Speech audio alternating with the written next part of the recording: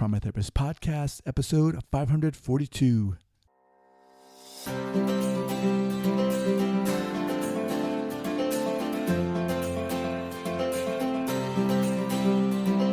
All right, welcome back to the Trauma Therapist Podcast. My name is Guy McPherson. My mission is to raise the awareness of trauma and to support and inspire new trauma therapists just starting out on the trauma-informed journey. I do that with my membership community, Trauma Therapist 2.0, my online courses and workshops, and the Trauma Therapist newsletter. If you're a therapist of any kind and you work with individuals who've been impacted by trauma, I invite you to head on over to my website at thetraumatherapistproject.com. That's thetraumatherapistproject.com. All right, let's get started. All right, you ready to do it? I'm ready if you are. All right, Jan, here we go. So let me just make sure we're recording. Bada bing. All right. So 5, 4, 3, 2, and 1. All right, folks, welcome back to the Trauma Therapist Podcast. I am very excited to have as my guest today, Jan Haaken. Jan, welcome. Thank you for having me. All right. So Jan is a professor emeritus of psychology at Portland State University, clinical psychologist, author, and documentary filmmaker. Jan has published extensively in the areas of psychoanalysis and feminism, the history of psychiatric diagnosis, the psychology of storytelling, group responses to violence, and the dynamics of social change. From refugee camps, war zones, domestic violence shelters, and asylums to drag bars and hip hop clubs, her project focuses on people who inhabit the border zones of society and their insights on the broader social order. Wow. I read that and I was like, I mean, first of all, it's a great intro because it's very succinct, but it is just supercharged with really a lot of what I hope this podcast is about. Anyway, thanks so much for doing this. Welcome. Thank you. All right.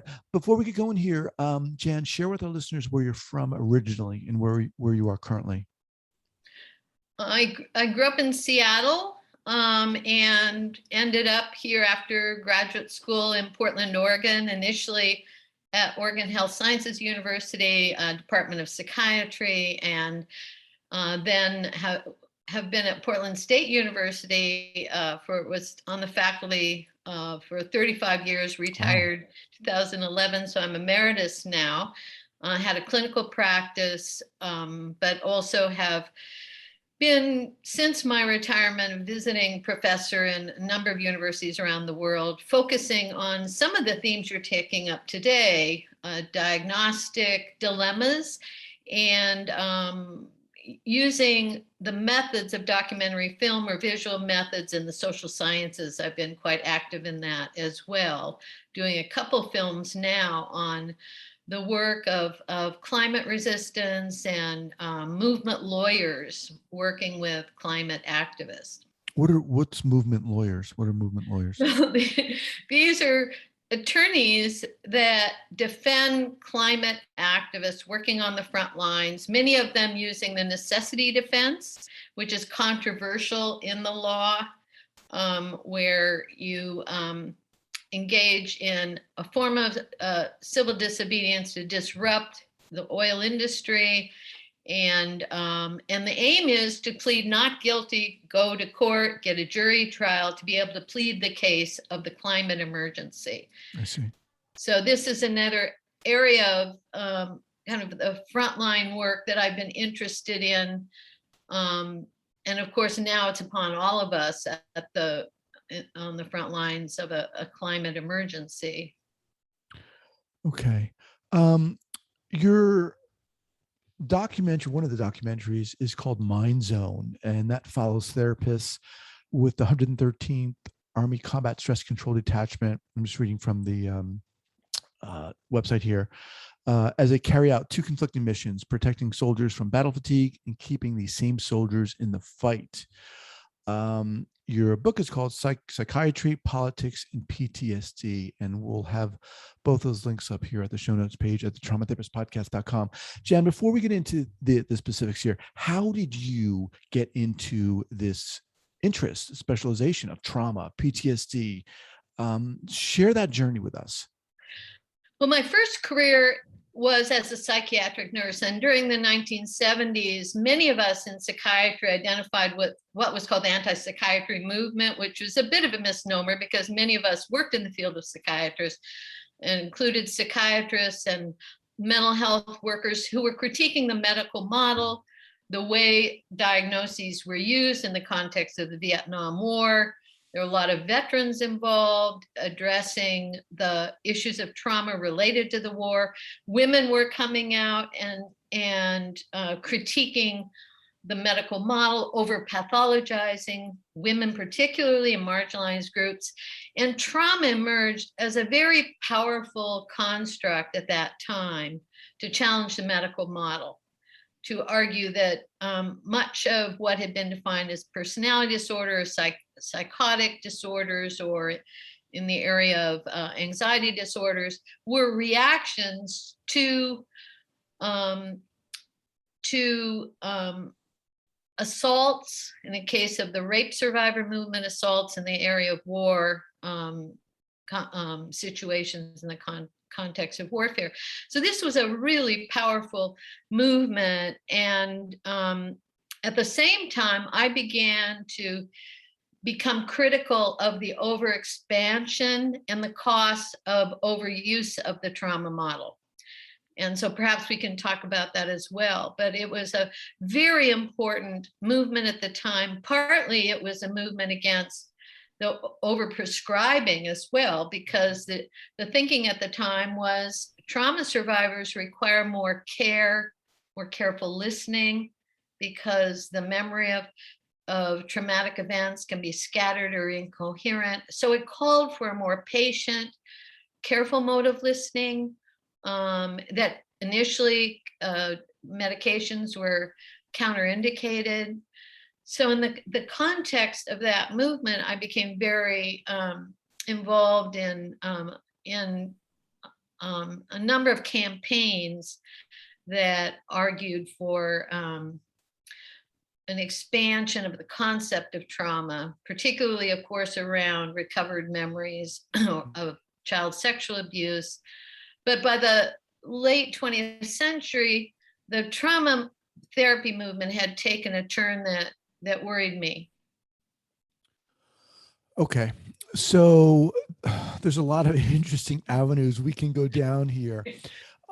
Let's talk a little bit about that. And I know we could do several episodes on everything you got going. I just covered 30 years. You did, yeah. Okay. But let's talk a little bit about that. What you're talking about right now. Why did it worry you? Well, alongside my field research and scholarly line of my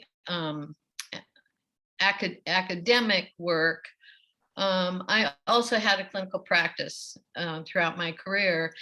And I was supervising students who also, through my position at the university, were assigned to crisis lines and working in crisis facilities. And increasingly in the 90s, there was a focus on diagnosing women as suffering from multiple personality disorder. Satanic ritual abuse became a campaign, a kind of moral campaign to expose the number of children and adults, initially women, who had suffered unspeakable torment at the hands of Satan worshipers, many their parents, their neighbors, their pastors. And so I began to worry about these trauma narratives that initially had been rape survivors and survivors of war that now have become increasingly dramatic, and how difficult it was to question the veracity of them.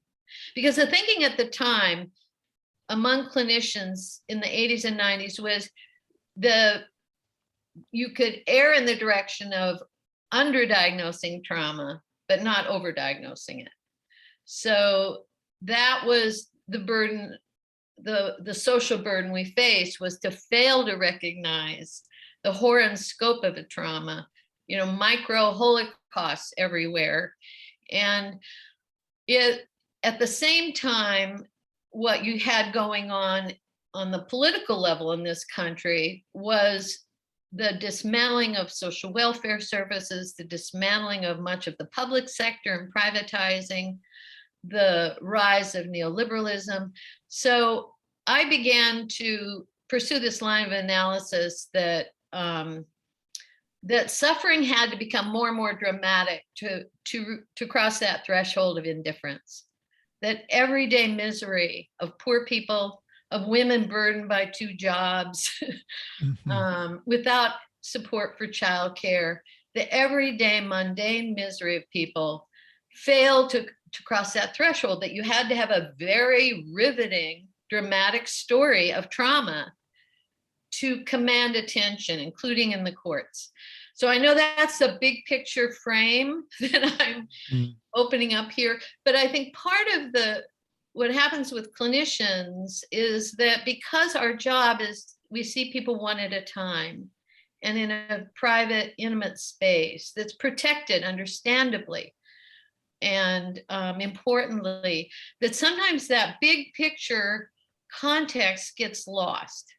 How we're being shaped, even in our diagnostic decisions, our responsiveness to patients, by a larger framework that allows or disallows particular forms of suffering to be recognized. So that's been a lot of my life work as a clinician and a psychologist, is to bring that broader context into the picture, how we're all shaped by the kind of the cultural materials we have available to us and so on.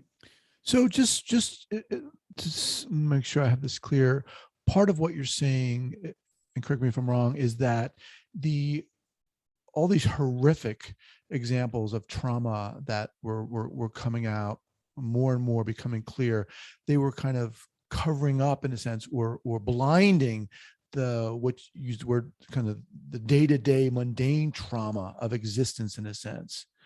And that was getting lost. Clinicians were not seeing that, we're not recognizing that was not shifting the needle as much.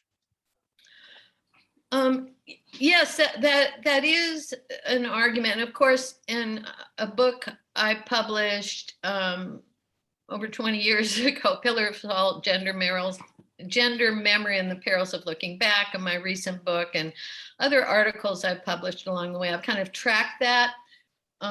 The evidence in support of that, or my line of argument, and the field research that I've drawn. But I think any construct has can be a kind of, or any clinical tool can be a two-edged sword. So the concept of trauma and the trauma therapy movement, and I call it a movement because it had enormous impact also on popular culture, the expansion of awareness of trauma, and the cultural problem of denial or dismissal or minimizing of suffering.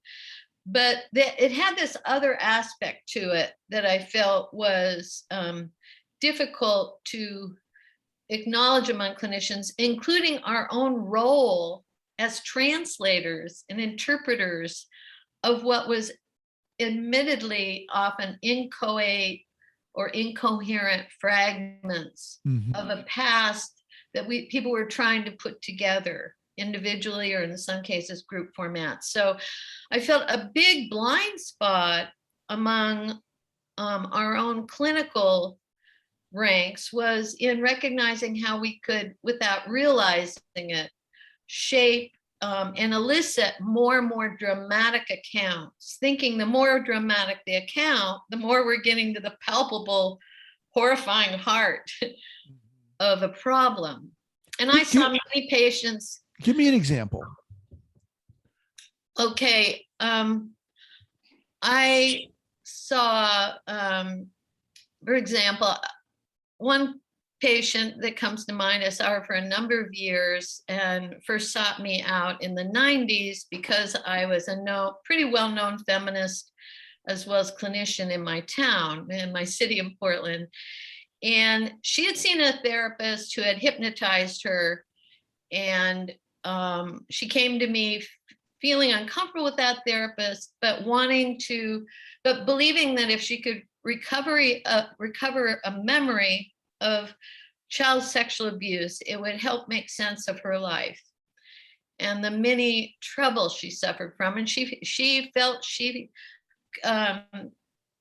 met criteria on many checklists she read online. She had some problems with eating, anxiety, a lot of the clinical symptoms people were associating with child sexual abuse survivors. And she trusted me as an academic, but wanted me to help her remember something that happened early in her life of which she had no memory.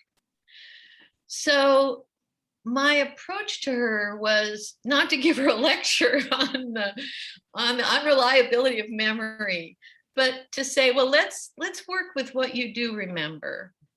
And this was a young woman, had a lot of chaos in her family, a lot of neglect. And I said, it's sometimes hard to picture what wasn't there. And maybe you're looking for a devil in the closet because it's so hard to picture an empty closet. And so it was a way of acknowledging her search and not dismissing it. And I think that happened a lot with my scientific colleagues, who were very dismissive of this and said, clinicians, you're creating the thing that you're diagnosing. It's iatrogenic. And I said, but there's something going on here we need to pay attention to. It's not sufficient, and it's oppressive to just dismiss faulty memories. But there are ways of working with these situations. And I remember another patient of mine who recalled being slashed across his chest by his father as a child. And then it came out later that he had had some surgeries that he felt ashamed of that explained his scars, and why it was better to have a story of being slashed by a gang than to be this little sickly kid who had scars from surgery. And so I became interested in what therapists also find compelling in a story. I remembered my own first experiencing a therapist as a young woman and realizing this therapist was particularly interested in a story I had of being molested by when I was babysitting, and how I had kind of fought and called the police. It was a valiant story, of fighting him off.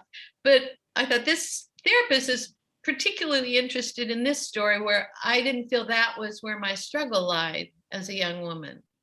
So I think that sensitized me to this issue of what the third ear we talk about as clinicians is attuned to. Interesting. It's interesting talking to you, because I feel like you're putting you're opening a door that few, certainly I haven't had a conversation like this. It feels like a very different conversation, where you're really looking at trauma, how therapists view trauma, how society views trauma, specifically.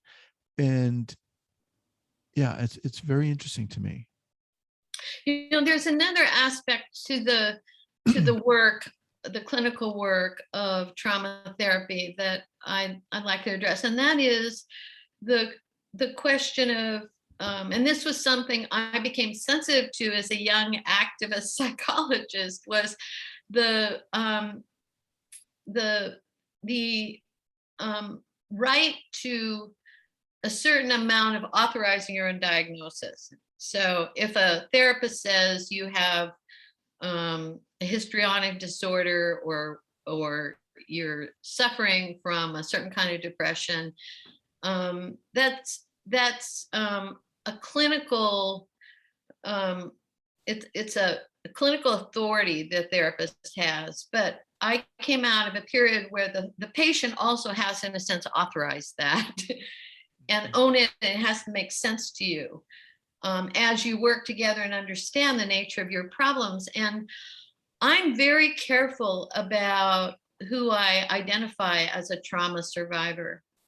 And in many places in the world where I've worked, particularly in Africa, places in Africa, there's a lot of distress about Western clinicians coming in and labeling whole groups of people trauma survivors or those suffering from PTSD versus others. And because trauma also suggests there's some damage that resulted from your suffering. And a lot of marginalized groups who've endured tremendous suffering, including Native American, Black, and Latina people, Latinx people, communities I've worked with, they talk about trauma, but they don't self-identify as a group with PTSD or many of the clinical concepts we use, because there is such a burden of being seen as damaged. And I think we cannot assume that people who endure suffering are traumatized in the clinical sense. Isn't it important to recognize that there's a whole cultural component to the definition of trauma, how people define trauma? It's yes. Context specific, right? Yes, and that has interested me. I mean, part of this new book on PTSD emerged from my tracking how clinicians were using the PTSD diagnosis in different crisis zones and using it in a particular way that's very different from clinical practice. Like I rarely use that diagnosis myself, but it has enormous currency in institutional settings, in the courts, in the VA system. You're talking about the DSM PTSD definition? Yeah, the DSM category of PTSD. And it has a lot of currency. And then I began to wonder how it was being used in these institutional settings, because every diagnosis is it's a decision tree where you rule things out and rule things in, a differential diagnosis. So I think the use of this diagnosis in institutional settings, it was also came to be problematic, but also a way that clinicians were managing a dilemma that we face in these institutional settings, where it's a diagnosis that is a redemptive one, saying your symptoms are not your fault. It's a social responsibility to address the sources of your suffering, and you are not carrying a deficit or deficiency or a form of degeneracy that would explain it. So it's very redemptive in that sense, but it also has this cost attached to it in terms of you have to partly produce a trauma story that meets certain criteria. And many of the experiences people had when I was in Afghanistan and then meetings at the VA and afterwards and following that story, a lot of what veterans struggle with, even in war zones, is not a discrete event in a firefight. It's a much more pervasive set of issues. And I hope that your viewers and listeners check out Mind Zone Therapists Behind the Front Lines in the context of now winding up this forever war in Afghanistan, because I was also trying to follow there the lessons of mental health practices in the context of warfare, particularly when the mission isn't at all clear. You're referencing the documentary film you did, right? Yeah. Again, I'll have that linked up here at the show notes page. Jan, what definition do you use for trauma? How do you define trauma? I use a definition that depends on the context, how I use the term. And so I try to follow what's going on in the situation. I'm I have I've been sensitized to how it's used, the currency of the term. So I will usually start with something like suffering, or something is distressing, overwhelming, more descriptive. When I listen to people, either in a documentary setting, field research, or my clinical practice, I don't introduce that term because I think it conveys damage, enduring damage. And I think it's been part of the clinical, the medicalizing or the pathologizing of suffering and emotions attached to suffering in general. Like over the past year and a half with this horrific pandemic, there's been enormous suffering, not evenly distributed, of course, but it's not, for the most part, trauma. And because I think with trauma, there is enduring, lasting damage that also is associated with how that concept gets enlisted in various settings, that I think pulls away from the complexity of the dynamics of the situation. It also tends to rule out the conflicts that the individual experiences. So you mean the inherent day-to-day conflicts that one experiences? I think even the conflict, like Freud was, of course, in error on many points, but wrote some very insightful commentary, and actually provided testimony after World War I on shell shock in soldiers. And one important observation that I have worked with in much of my writing is that the symptoms of soldiers were not that he was so blasted by the impact always of a bomb that he was rendered mute. It was often the conflict with his own superiors that led the soldier to be mute or fail to lift his arm, because if you can't lift your arm, you can't pick up a gun to shoot. And so Freud argued, I think rightfully, that trauma, which involves a kind of an internal, external impact, like trauma therapy, trauma surgeons, trauma teams, they deal with a full impact of an event. So trauma model is an impact model. And what often then gets repressed by the trauma model is the struggle people have in the relational situation, not always with an evil monster overtaking them with a gun or some form of assault, but some other kind of dynamic that enlists them in a very destructive situation. So, when I was following the PTSD stories in the military, it was actually forbidden to talk about your criticism of leadership in the military. You cannot talk about, while you're in active service, criticism of the command structure, or even the mission itself.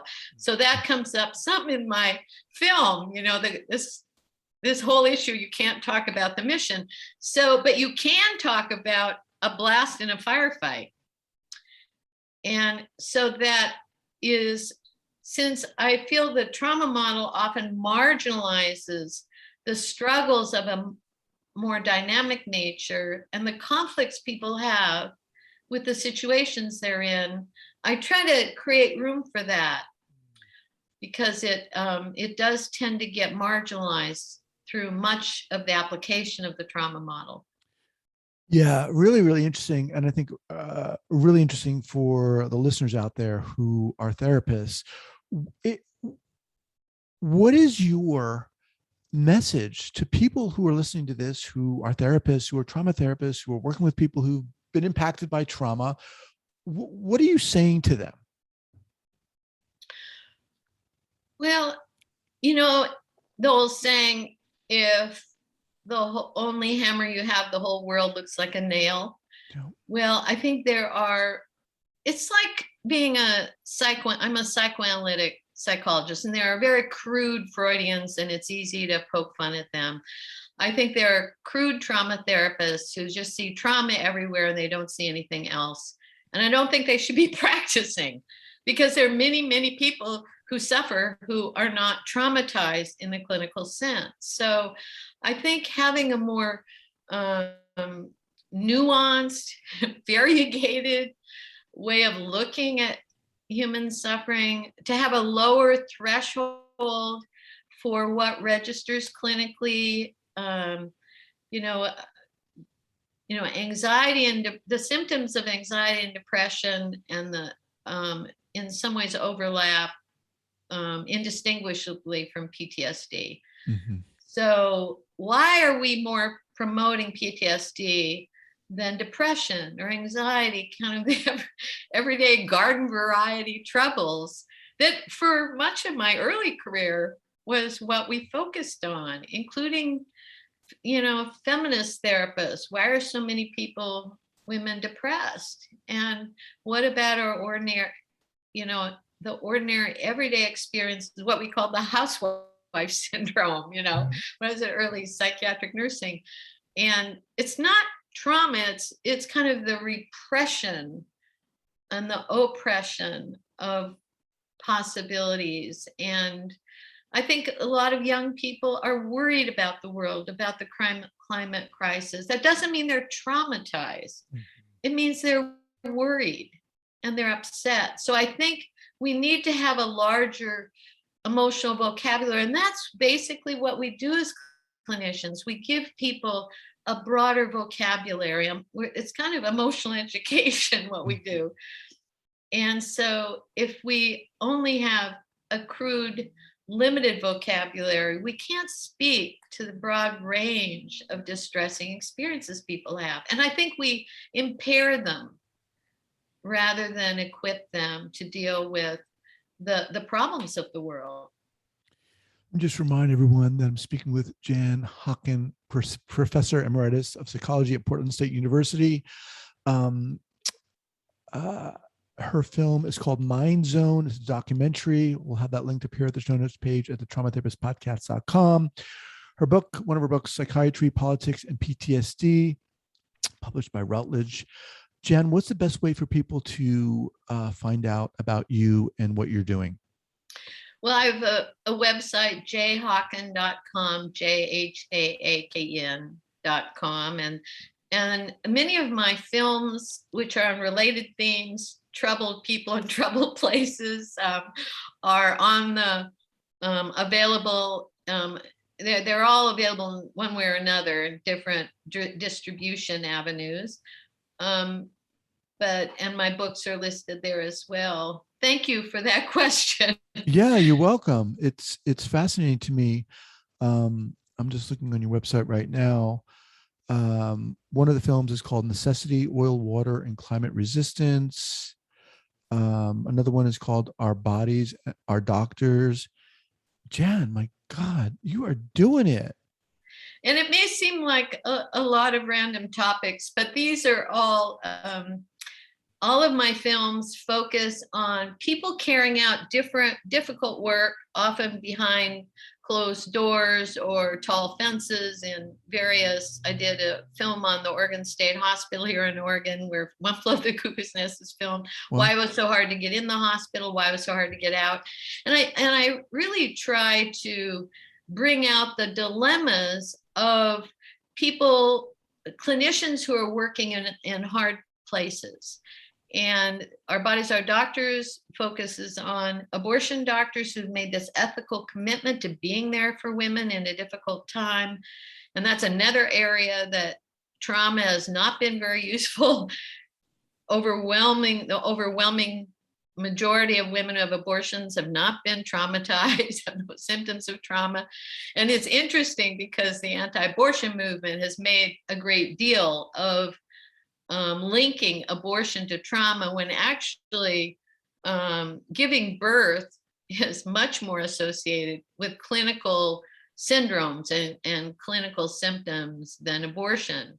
So a lot of my documentaries also have been about looking at how people work in settings and clinical work in various ways. A number of them include medical settings, but also mental health settings.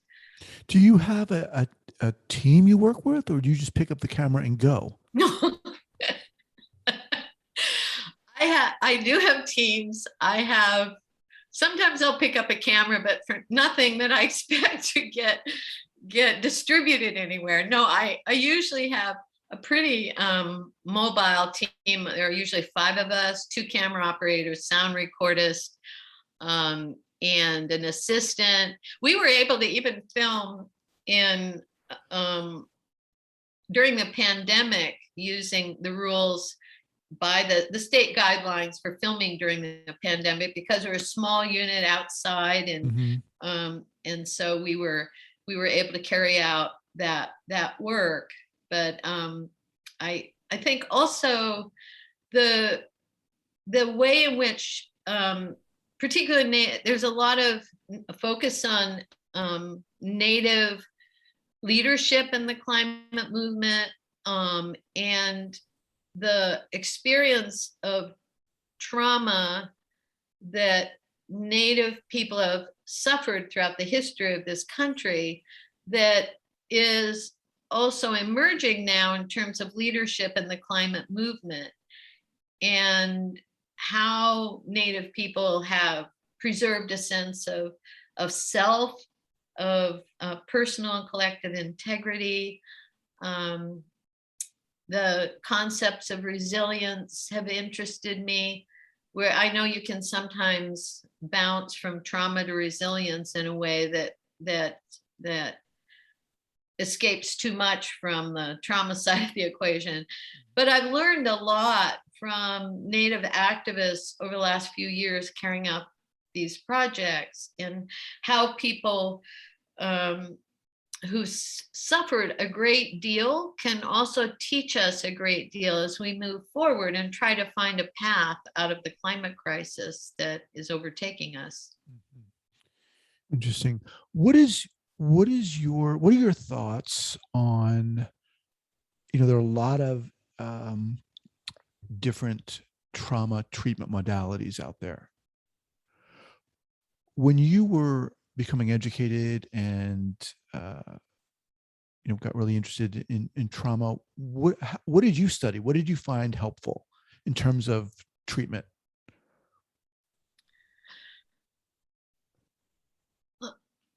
I think some basic principles still apply in terms of careful listening. There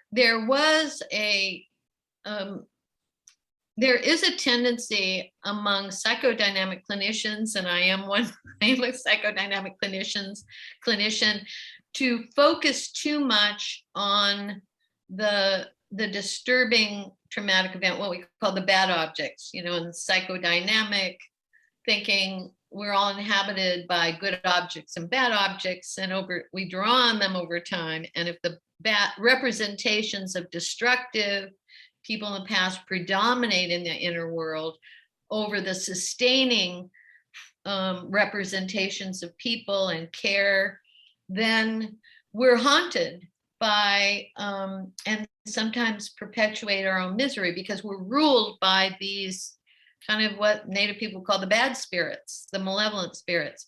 And I think there is a tendency among trauma therapists to focus too much on, quote, the bad objects, the destructive. And so I have found it over the course of my career, a consistent principle is to also be interested in what sustained people. So I've seen many people who were abused as children. And then I'm interested in, when you went to that neighbor for help, ran next door, what was that like for you?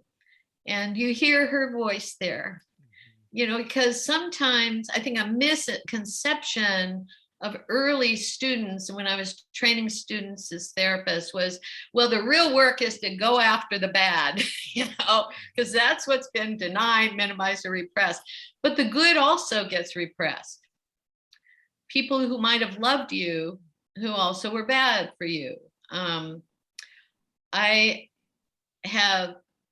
remember one patient of mine who had clearly a mother who was manic depressive and flagrantly psychotic in manic phases and a chaotic childhood. But this patient had a wonderful sense of humor and a kind of liveliness, and often was late for sessions, but had a damn good story to tell when she got there, And we started talking about her liveliness being a bit of her mother's mania and how exciting her mother could be. And yet how horrifying it was when she went over the top, And I think that if there's one principle I hope my students would hold on to is just don't be too seduced by the dark side. Because it's kind of attractive in this reverse logic way, because we're used to thinking of the dark side as what we need to attend to. We don't want to escape that, but it's also important for people to be able to gather up the good objects. Right. Whoever you see has managed to live in the world before they got to you. Right. I also think, and I'm curious what you think too, as a clinician, there's this joy of investigation, of discovering. That's it. I see it. That's where it is. Now I can apply what I've learned, with all the workshops I've gone to, all the books I read, I can do the work now. Because what you're talking about here, the person has begun their healing process long before they walked into your office. There's something very, there's something very almost simplistic about that. I think we would call it the beauty of parsimony. Yeah.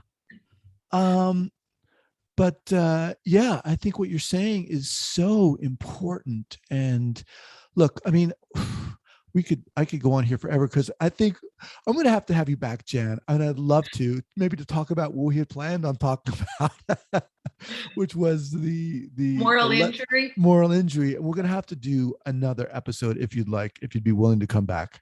I would love that, because one of the almost predictable responses of audiences of clinicians when I was shown Mind Zone for years, it was shown, and I still show it occasionally, which I welcome to clinical audiences, is that the corrective to the limits of PTSD is this concept of moral injury. And I think there are some problems with how that, I don't see it as a real corrective to the problems of PTSD, but we can take that up a different time. I'd love to talk about it, because a lot of clinicians I know have kind of embraced that concept, and for good reasons, recognizing kind of the physiological focus of PTSD, often the narrowness of it. Okay, definitely we'll do that. Let's close out here. And again, we'll have your books up and films up on the show notes here at the traumatherapistpodcast.com. But share with our listeners, as we close out, a go-to book recommendation, something that's inspired you, whether trauma related or not, or whatever. Well, I would often assign literature in my psychopathology class, which I routinely taught, and often would focus on childhood abuse and the lessons of the trauma movement. And the works I found particularly profound were the novels of Toni Morrison. And so one book that I would work with in the class as one of the most important books you could read about trauma was The Bluest Eye. Okay. And it has a part of what's so important about it is how many of the people in this tragically traumatized girl's life are kind of implicated, not equally, but sharing in some way in the suffering of this girl. And it's a powerful book. And I think clinicians often would benefit from reading more literature than clinical texts on trauma. There's particularly women authors, people of color have produced a rich tradition of literary works on trauma.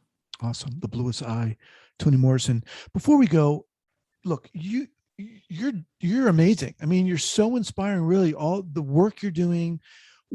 You're definitely on a mission. What's your mission?